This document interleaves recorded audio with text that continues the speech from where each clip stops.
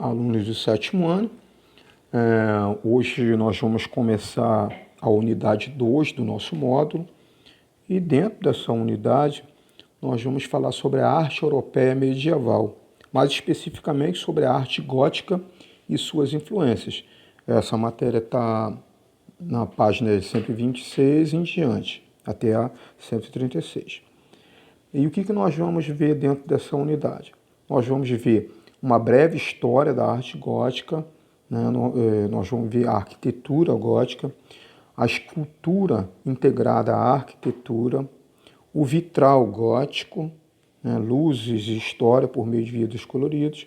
Nós vamos ver um representante no Brasil do estilo gótico, que é a Catedral da Sé em São Paulo. E vamos encerrar o nosso assunto falando sobre as gárgulas, né, que é um capítulo à parte do período gótico. Bem, o que eu gostaria de falar para vocês sobre a história da arte gótica? Primeiro, a arte gótica ela vigorou em Paris do ano 1100 a 1400, tá? O nome gótico ele passou a dar esse nome ao estilo a partir do século XVI, tá? E ele faz uma referência aos godos, o povo godo que habitava o norte da Europa. E por quê? Por que essa preocupação, tá, com a beleza? Porque os teólogos medievais, eles acreditavam que a beleza das igrejas inspirava a fé e a meditação dos seus paroquianos. Tá? Então, houve uma grande preocupação em embelezar a construção das igrejas. A igreja, quando era projetada, ela já era projetada com os acessórios que iriam causar o embelezamento. A igreja também era vista não como um templo em si, mas como um espaço arquitetônico. Ela era vista como um local sagrado, tá? Então, por causa disso, tá, a arte gótica ela vai predominar em cima das construções, em cima da arquitetura. Tá intimamente ligado com a arquitetura. Então, com base nesse argumento, nós vamos começar falando sobre a arquitetura gótica. Aí, em determinados momentos, eu vou fazer uma comparação do gótico com o românico que a gente viu na unidade passada. Tá? A primeira distinção da arte gótica para a arte românica é o arco. O arco românico, ele tem uma forma plena, ele é todo arredondadinho, tá? Já o arco gótico, ele tem de forma bem suavizada, mas ele tem um vértice, que os outros chamam de um arco ogival, ele forma a ponta de um foguete, né?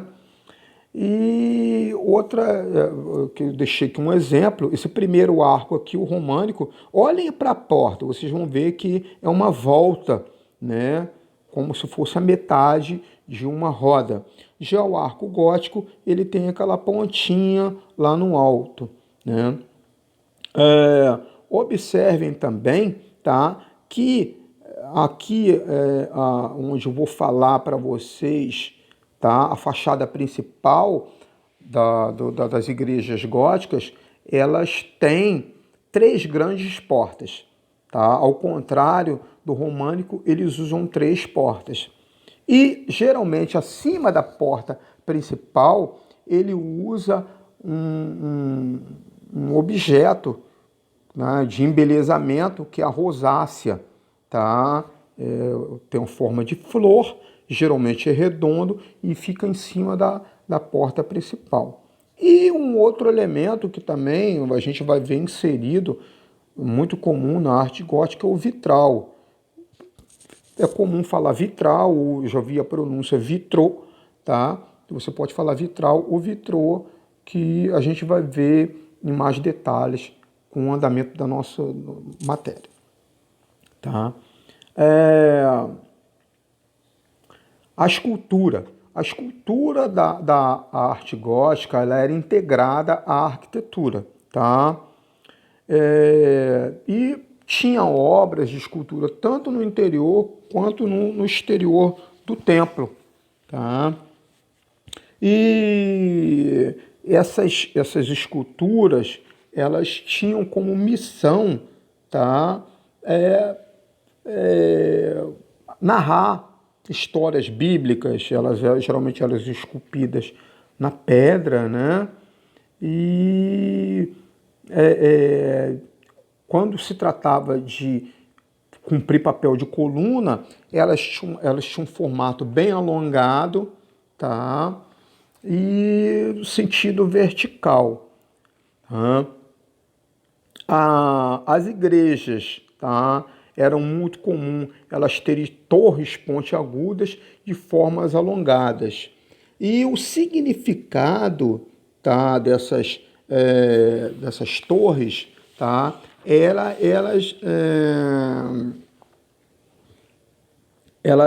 essas torres alongadas e apontadas para o céu é uma forma de representar o caminho que os conduzia para Deus. Elas apontavam para o sagrado, tá?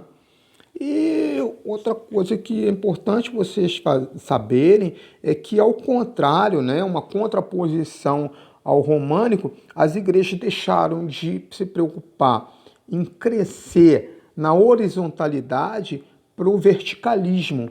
Então, elas se preocupavam em ser mais altas. Nós vemos aqui, esse último slide que eu coloquei aqui, igrejas cada vez mais altas, é a cena de uma das igrejas mais altas do mundo.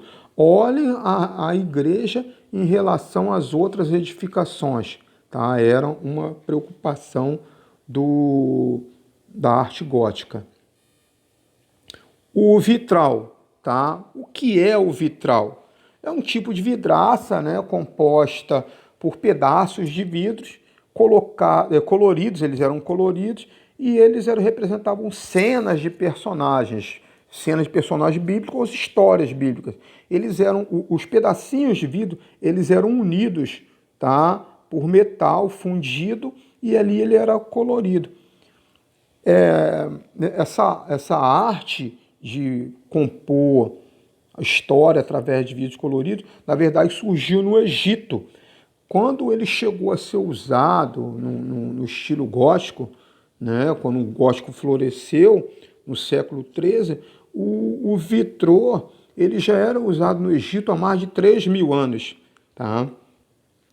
E o vitrô ele conferia uma estética propícia à religiosidade, tinha todo um caráter místico no seu uso, né? Então, ele narrava histórias bíblicas, também serviam para iluminar a igreja, já que a igreja deixou de ser mais escuras, né? Para ficar mais claras, reafirmando com isso um novo período da história medieval, tá? A igreja românica era mais escura, tendo em vista que ela tinha poucas aberturas, né? Então, o vitrô ele tinha essa função. Além dele ter a função de transmitir conhecimentos da história religiosa, da história bíblica, ele tinha a função de iluminar a igreja também, tá? Adornar a igreja e transmitir os conhecimentos religiosos, tá? E nós temos como representante a Catedral da Sé, tá? É o exemplo de igreja no Brasil no estilo gótico. Ela apresenta importantes recursos da arquitetura, olha as torres dela, né? Olha lá as 3 portas na entrada, a rosácea acima da porta, o formato ogival do arco na entrada da igreja, e além dele ser um dos monumentos mais antigos da cidade de São Paulo. Olhem aqui a rosácea, o símbolo do estado de São Paulo, né? Nós temos aqui uma série de esculturas narrando uma história bíblica, né? E aqui há uma imagem externa da igreja, né? Os arcos ogivais, os pilares em forma de feixes, né? Decoração com esculturas representando o elemento da natureza, né? E o outro elemento da arquitetura gótica as gárgulas. A palavra gárgula vem de gargue, no latim gargue, que significa garganta, tá? E ele é, na verdade, ele é uma parte projetada da calha, tá? Era comum, né, em volta das edificações, ter todo aquele sistema de captação de água pluvial, de água da chuva, tá? E a junção dessas calhas, tá? Eles, para dar um acabamento, eles usavam algumas figuras esculpidas em pedras. E essa figura ela tinha como função fazer com que essa água da chuva fosse canalizada de forma a não ser jogada de qualquer forma na rua, tá? Então, quando chovia, a água da calha, ela era canalizada e nós tivemos aí eu tive a preocupação de colocar uma figura da gárgula em funcionamento. Nós tivemos a primeira figura, ela está despejando, tá, a água da chuva de forma ordenada, né? O uso dessas figuras teve início no século XIII, quando até então a água da chuva era jogada de qualquer forma, tá? Era despejada de qualquer forma.